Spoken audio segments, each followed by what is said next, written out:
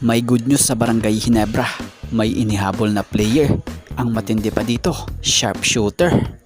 Pero may bad news din dahil may big man na nabawa sa kanila dahil sa injury. So yan ang ating mga tatalakayin.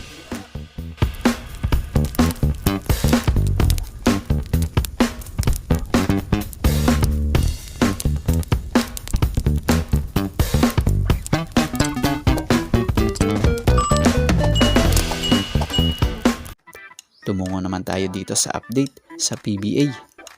Bad news naman ito para sa Barangay Ginebra dahil sa pinakabagong lumabas na balita sa kanilang big man na si Isaac Go, na kung sa ay batay nga sa ilang mga update dito ay possible abutin ng 6 months na mawawala sa Ginebra si Isaac Go matapos nga raw nito di umano sumailalim sa operasyon sa tuhod, na kung saan nilinaw yan ni Coach Tim Cone at inihayag na ayon sa kanya, Isaac is now on our injured list.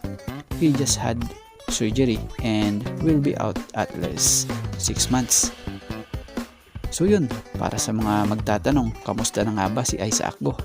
Ang sagot niya po dyan, ito, dumaan pala sa operasyon si Isaac Go. Ito yung matapos na mapunit ang ACL sa kanyang tuhod or sa kanyang kanang tuhod.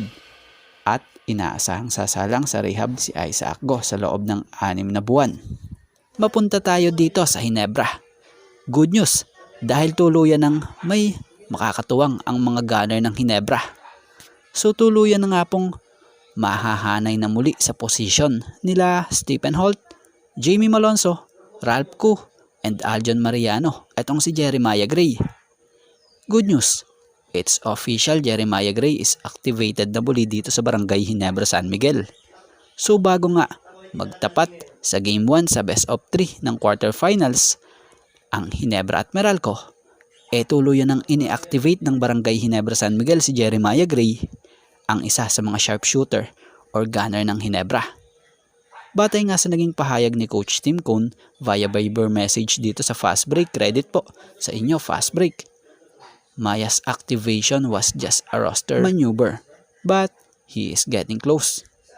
So good news ito dahil ayun, papalapit na talaga ng papalapit ang pagbabalik hardcourt nitong si Jeremiah, na siyang matagal na nga pong inaabangan, especially ng kampo din ng Ginebra at syempre ang mga diehard fans ng nasabing koponan dahil sa tagal nga rin po ng naging recovery niya from an anterior cruciate ligament tear or kilala sa tawag na ACL, na tinamo nga niya noon sa paglalaro niya sa PBA On Tour Preseason Tournament in late 2023. So yun, sa ngayon ito nga lang po muna ang ating sports pasada, and thank you for watching guys, and God bless everyone.